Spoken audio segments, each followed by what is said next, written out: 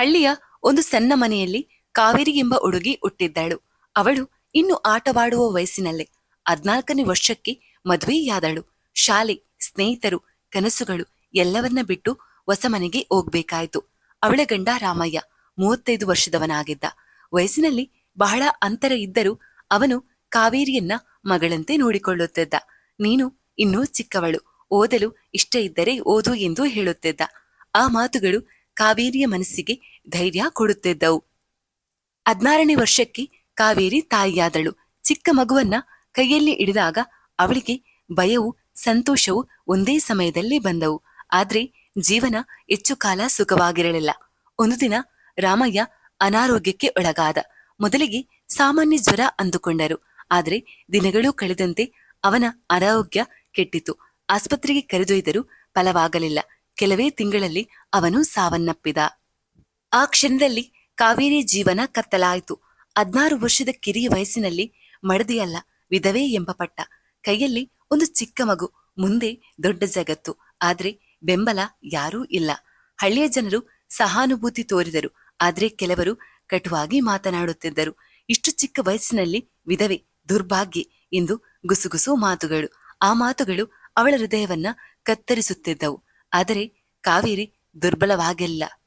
ನನ್ನ ಮಗನಿಗಾಗಿ ನಾನೂ ಬದುಕಬೇಕು ಎಂದು ತೀರ್ಮಾನಿಸಿದಳು. ಕಾವೇರಿ ಜೀವನದಲ್ಲಿ ಮೊದಲಿನಿಂದಲೇ ಕಷ್ಟವೇ ಹೆಚ್ಚು.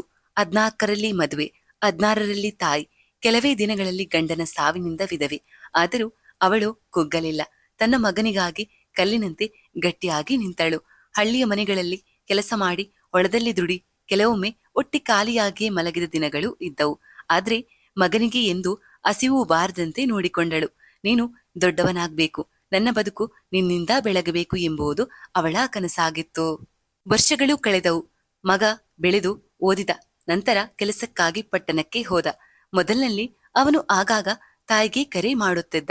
ಅಮ್ಮ, ನಾನು ಚೆನ್ನಾಗಿದ್ದೀನಿ, ನೀನು ಜಾಗೃತಿ ಎಂದು ಕೇಳುತ್ತಿದ್ದ. ಕಾವೇರಿ ಹೃದಯ ಸಂತೋಷದಿಂದ ತುಂಬಿತ್ತು. ಆದ್ರೆ ನಿಧಾನವಾಗಿ ಅವನ ಕರೆಗಳು ಕಡಿಮೆಯಾದವು. ವಾರಕ್ಕೆ ಒಂದು ಕರೆ, ನಂತರ ತಿಂಗಳಿಗೆ ಒಂದು, ಕೊನೆಗೆ ಅದು ಕೂಡ ನಿಂತು ಹೋಯಿತು. ಒಂದು ದಿನ ಹಳ್ಳಿಯ ಯಾರೋ ಹೇಳಿದರು, ನಿನ್ನ ಮಗ ಪಟ್ಟಣದಲ್ಲಿ ಒಬ್ಬ ಹುಡುಗಿಯನ್ನ ನೋಡಿ ಮದುವೆಯಾಗಿದ್ದಾನೆ ಎಂದು. ಆ ಮಾತು ಕೇಳಿದ ಕ್ಷಣ ಕಾವೇರಿ ಹೃದಯ ನಿಂತಂತಾಯಿತು. ಅವಳಿಗೆ ಕೋಪವೂ ಬಂದಿಲ್ಲ, ಕೇವಲ ಮೌನ. ನನ್ನ ಮಗ ಸಂತೋಷವಾಗಿದ್ದರೆ ಸಾಕು ಎಂದು ತನ್ನನ್ನೇ ಸಮಾಧಾನ ಪಡಿಸಿಕೊಂಡಳು. ಪ್ರತಿದಿನ ಸಂಜೆ ಅವಳು ಮನೆಯ ಬಾಗಿಲ ಬಳಿ ಕುಳಿತು ರಸ್ತೆಯನ್ನ ನೋಡುತ್ತಿದ್ದಳು. ಒಮ್ಮೆ ಬರಬಹುದು, ಒಮ್ಮೆ ಅಮ್ಮ ಎಂದು ಕರೆಯಬಹುದು ಎಂಬ ಆಸೆ. ಹಳ್ಳಿಯವರು ಕೇಳುತ್ತಿದ್ದರು, ನಿನ್ನ ಮಗ ಬರೋದಿಲ್ಲವೇ? ಅವಳು ಮೃದುವಾಗಿ ನಗುತ್ತಾ, ಕೆಲಸ ಜಾಸ್ತಿ ಇರಬಹುದು ಎಂದು ಹೇಳುತ್ತಿದ್ದಳು. ಆದ್ರೆ ರಾತ್ರಿ ಮಲಗುವಾಗ ಕಣ್ಣೀರು ಮೌನವಾಗಿ ಹರಿಯುತ್ತಿತ್ತು. ಇಂದು ಕಾವೇರಿಗೆ ಕೇವಲ 38 ವರ್ಷ. ಆದರೆ ಅವಳ ಮುಖದಲ್ಲಿ 60 ವರ್ಷದ ದನಿವು ಕಾಣಿಸುತ್ತಿತ್ತು. ಮಗನಿಗಾಗಿ ಕಾಯುತ್ತಾ ಕಾಯುತ್ತಾ ಅವಳು ಸುಸ್ತಾಗಿ ಹೋಗಿದ್ದಳು. ಒಂದು ದಿನ ರಾತ್ರಿ ಅವಳು ತನ್ನೊಳಗೆ ಮಾತನಾಡಿಕೊಂಡಳು, ನಾನು ಇನ್ನಿಷ್ಟು ಕಾಯಬೇಕು, ನನ್ನ ಬದುಕು ಕೇವಲ ಕಾಯುವುದಕ್ಕೇನಾ? ಆ ಕ್ಷಣದಿಂದ ಅವಳು ಬದಲಾಗಲು ನಿರ್ಧರಿಸಿದಳು. ಕಾವೇರಿ ಇನ್ನು ಮಗನಿಗಾಗಿ ಕಾಯುವುದನ್ನ ನಿಧಾನವಾಗಿ ನಿಲ್ಲಿಸಿದಳು. ಅವನು ಬರಲಿಲ್ಲ ಎಂದರೆ ನಾನು ಬದುಕುವುದನ್ನ ನಿಲ್ಲಿಸಬೇಕೆ ಎಂದು ತನ್ನನ್ನೇ ಕೇಳಿಕೊಂಡಳು. ಒಂದು ದಿನ ಹಳ್ಳಿಯಲ್ಲಿದ್ದ ಹಳೆಯ ಟೈಲರ್ ಅಂಗಡಿಯ ಮುಂದೆ ನಿಂತಳು. ಅಲ್ಲಿ ಯಂತ್ರದ ಶಬ್ದ ಕೇಳಿಸುತ್ತಿತ್ತು. ಬಟ್ಟೆ ಹೊಳೆಯುವ ಆ ಶಬ್ದ ಅವಳ ಮನಸ್ಸಿಗೆ ಹೊಸ ಆಲೋಚನೆ ತಂದಿತು. ನಾನು ಇದನ್ನ ಕಲಿತರೆ ನನ್ನ ಕಾಲಿನ ಮೇಲೆ ನಿಲ್ಲಬಹುದು ಎಂದು ತೀರ್ಮಾನಿಸಿದಳು. ಅಂಗಡಿಯ ಮಾಲೀಕರ ವೃದ್ಧ ಟೈಲರ್ ಬಳಿ ಹೋಗಿ ಕೇಳಿದಳು, ಅಣ್ಣ, ನನಗೆ ಹೊಲಿಗೆ ಕಲಿಸುತ್ತೀರಾ? ನಾನು ಕೆಲಸ ಮಾಡ್ತೀನಿ, ಸಂಬಳ ಕಡಿಮೆ ಕೊಟ್ಟರೂ ಪರವಾಗಿಲ್ಲ.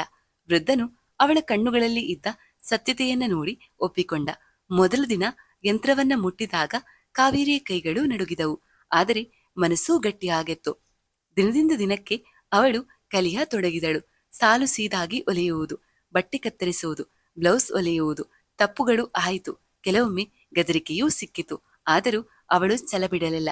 ಕೆಲವು ತಿಂಗಳಲ್ಲಿ ಅವಳ ಕೈ ಚುರುಕಾಯಿತು. ಹಳ್ಳಿಯ ಮಹಿಳೆಯರು ಅವಳ ಬಳಿ ಬಟ್ಟೆ ಹೊಲಿಸಲು ಬರತೊಡಗಿದರು. ಕಾವೇರಿ ಚೆನ್ನಾಗಿ ಹೊಲಿಯುತ್ತಾಳೆ ಎಂಬ ಮಾತು ಹರಡಿತು. ಒಂದು ದಿನ ಅಂಗಡಿಯ ಮಾಲೀಕ ಹೇಳಿದರು, ನೀನು ಚೆನ್ನಾಗಿ ಕಲಿತಿದ್ದೀಯ, ಇನ್ನು ಮುಂದೆ ಅಂಗಡಿಯಲ್ಲಿ ಕೆಲಸ ಮಾಡು ಎಂದು. ಆ ದಿನ ಅವಳ ಕೈಗೆ ಮೊದಲ ಸಂಬಳ ಬಂತು. ಆ ಹಣವನ್ನ ಹಿಡಿದಾಗ ಅವಳ ಕಣ್ಣು ತುಂಬಿತು.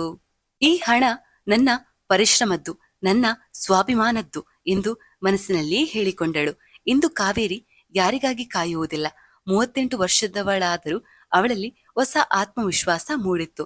ಬೆಳಿಗ್ಗೆ ಅಂಗಡಿಗೆ ಹೋಗಿ ಕೆಲಸ ಮಾಡುತ್ತಾಳೆ, ಸಂಜೆ ಮನೆಗೆ ಬಂದು ಶಾಂತವಾಗಿ ಬದುಕುತ್ತಾಳೆ. ಹಳ್ಳಿಯವರು ಈಗ ಅವಳನ್ನ ಕರುಣೆಯಿಂದ ಅಲ್ಲ, ಗೌರವದಿಂದ ನೋಡುತ್ತಾರೆ.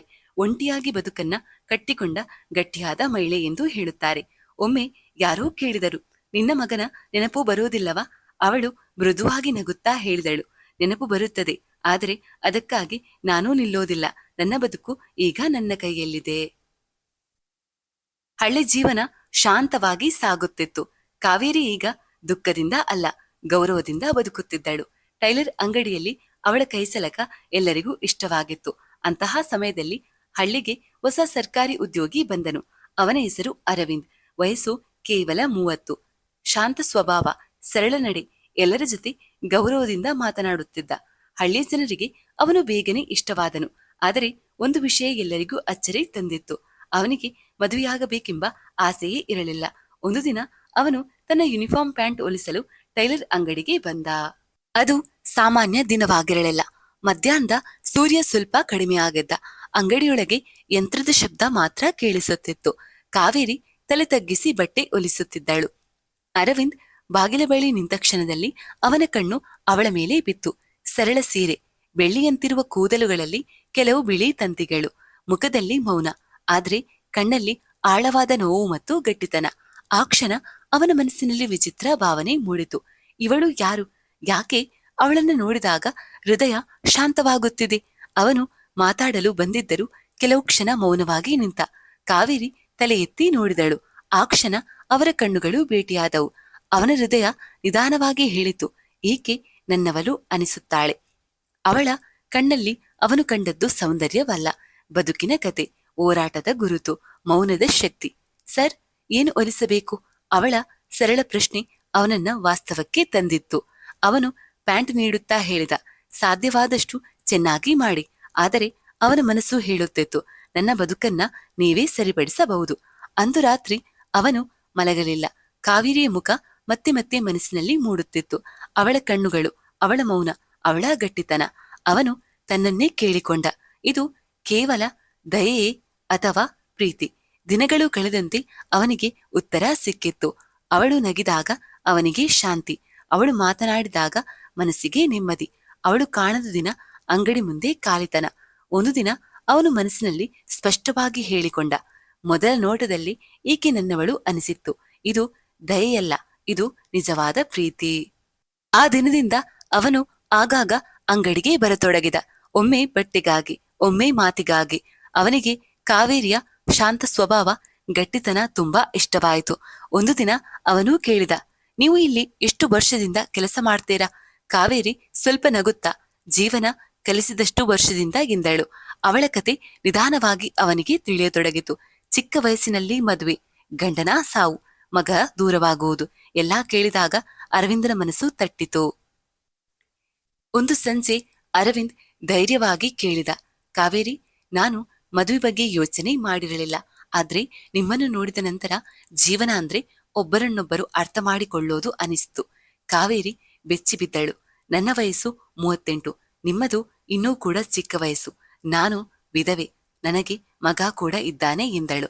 ಅರವಿಂದ್ ಮೃದುವಾಗಿ ನಕ್ಕು ಹೇಳಿದ, ನನಗೆ ನಿಮ್ಮ ವಯಸ್ಸು ಕಾಣೋದಿಲ್ಲ, ನಿಮ್ಮ ಮನಸ್ಸು ಮಾತ್ರ ಕಾಣುತ್ತೆ. ನಾನು ಒಂಟಿಯಾಗಿ ಬದುಕಬಹುದು, ಆದ್ರೆ ನಿಮ್ಮ ಜೊತೆ ಇದ್ದರೆ ಬದುಕಿಗೆ ಅರ್ಥ ಬರುತ್ತೆ ಎಂದನು. ಆ ಮಾತುಗಳು ಕಾವೇರಿ ಹೃದಯವನ್ನ ನಡುಗಿಸಿತು. ಅವಳು ಇಷ್ಟು ವರ್ಷ ಯಾರಿಂದಲೂ ಇಂತಹ ಗೌರವ, ಪ್ರೀತಿಯನ್ನ ಪಡೆದಿರಲಿಲ್ಲ. ಹಳ್ಳಿಯವರು ಮೊದಲಿಗೆ ಅಚ್ಚರಿ ಪಟ್ಟರು, ಆದ್ರೆ ನಂತರ ಹೇಳಿದರು, ಕಾವೇರಿ ಇಷ್ಟು ಕಷ್ಟ ಅನುಭವಿಸಿದ್ದಾಳೆ, ಈಗ ಅವಳಿಗೂ ಸಂತೋಷ ಸಿಗಲಿ ಎಂದು. ಕೆಲವು ತಿಂಗಳ ನಂತರ ಸರಳವಾಗಿ ಅವರಿಬ್ಬರೂ ಮದುವೆಯಾದರು. ಕಾವೇರಿ ಜೀವನದಲ್ಲಿ ಮತ್ತೆ ಬೆಳಕು ಮೂಡಿತು. ಈ ಬಾರಿ ಅವಳು ಯಾರಿಗಾಗಿ ಕಾಯಲಿಲ್ಲ, ಅವಳ ಜೀವನವೇ ಅವಳ ಬಳಿಗೆ ಬಂದಿತ್ತು. ಒಮ್ಮೆ ಅರವಿಂದ್ ಕೇಳಿದ, ನಿನ್ನ ಜೀವನ ಇಷ್ಟು ಬದಲಾಗುತ್ತದೆ ಅಂತ ನಿನ್ಗೆ ಅನಿಸುತ್ತಾ? ಕಾವೇರಿ ಮೃದುವಾಗಿ ನಗುತ್ತಾ ಹೇಳಿದಳು, ಇಲ್ಲ, ಆದ್ರೆ ದೇವರು ತಡವಾಗಿ ಕೊಟ್ಟರೂ ಸರಿಯಾದುದನ್ನೇ ಕೊಡ್ತಾನೆ. ಈ ಕಥೆಯ ಪಾಠ ಇಷ್ಟೇ, ಜೀವನದಲ್ಲಿ ಕಷ್ಟಗಳು ಎಷ್ಟೇ ಬಂದರೂ ಸಂತೋಷಕ್ಕೆ ದಾರಿ ಯಾವತ್ತೂ ಮುಚ್ಚುವುದಿಲ್ಲ. ಕೆಲವೊಮ್ಮೆ ಹೊಸ ಬೆಳಕು ಬರಲು ತಡವಾಗ್ಬೋದು, ಆದ್ರೆ ಬಂದಾಗ ಅದು ಬದುಕನ್ನೇ ಬದಲಾಯಿಸುತ್ತೆ.